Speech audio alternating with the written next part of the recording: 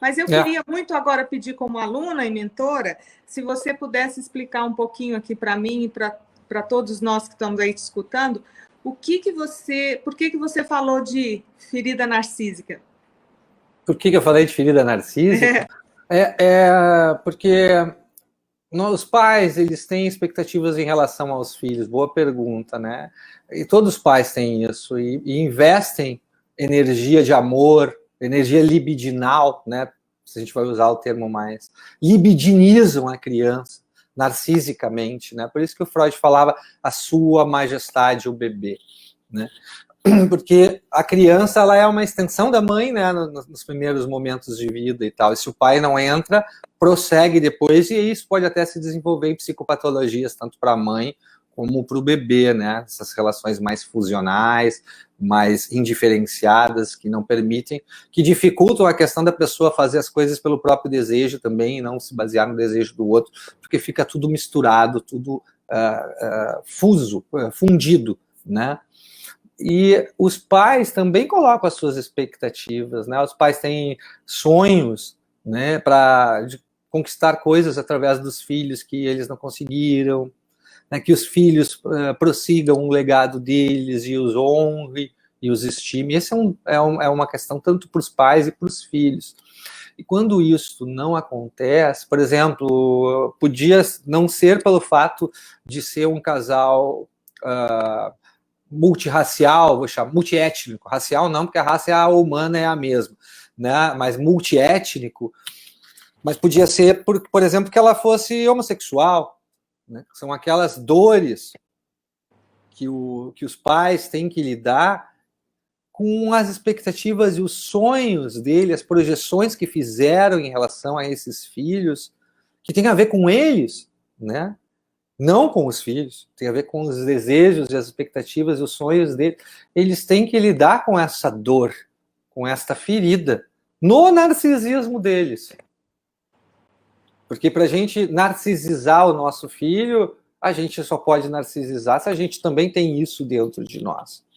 E ao fazermos isso, a gente coloca uma carga, a gente simboliza, a gente significa o nosso filho desde o início, desde o pequeno. Se a relação é suficientemente boa, vou colocar assim, os pais precisam ser só suficientes, eles não precisam ser perfeitos. Só suficiente, o resto as crianças fazem. Então, quando a ferida ela é nesse nível, ela fere o narcisismo dos pais e alguns não conseguem lidar com isso. Pode falar. Ou às vezes, né, professor, eu acho assim que traz na caminhada desse filho, né, a vida toda, e aí surge, né, na maturidade os conflitos, que às vezes a pessoa desenvolve uma profissão a vida inteira, e às vezes ela nem se dá conta com essa pressão, igual a gente está falando da pressão imobiliária e do negócio, mas uma pressão da sociedade, da própria profissão, de ganhar dinheiro, sustentar a família, aquela coisa toda, mas ela, ali no fundo, ela está insatisfeita, talvez, com essa carreira que não era dela. E aí, na maturidade, ou com uma aposentadoria, ou com uma demissão, uma coisa, esse conflito pode emergir, né? E se torna uma situação assim, e agora?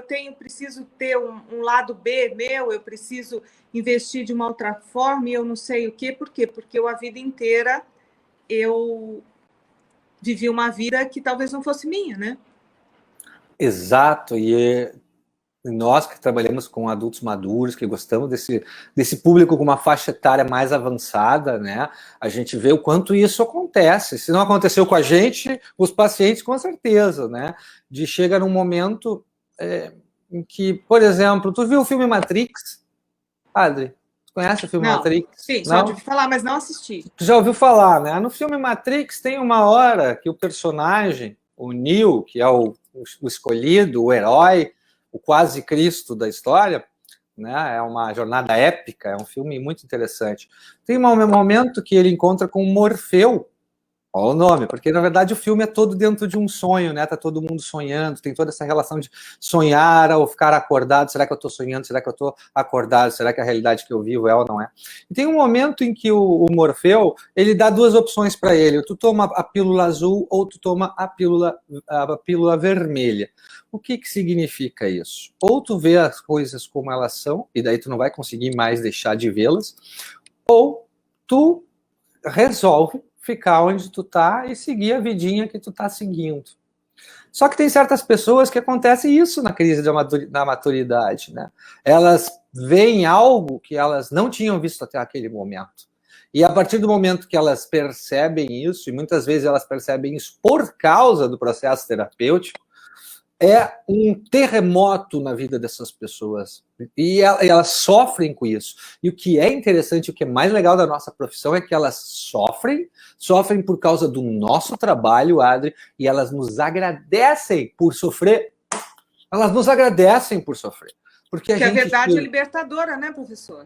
A gente tirou elas de um coma psíquico, um coma emocional. A verdade, ela é libertadora. Exatamente. Ela tem que vir à tona. A pessoa estava adormecida, ela estava e não sabia, ela estava lidando automaticamente, estava com aquela sensação de vazio, né, de incompletude, de falta de propósito na vida dela, e ela não sabia que era porque ela só fazia o que o pai ou a mãe queriam, ainda agora adulta, com 50 anos de idade, né, às vezes com mais tempo. E como isso é muito romper isso, né, professor? Nossa, mas eu preciso ganhar dinheiro, eu preciso sustentar a família. Como é que eu vou romper isso? Como é que eu vou entrar numa nova profissão? Ou eu vou escolher o que eu sempre gostei? Ou vou querer ser artista? Ou vou querer ser pintora? Mas como que eu vou viver disso nessa altura da vida, né? E isso se torna um conflito muito grande, muito sofrimento, né?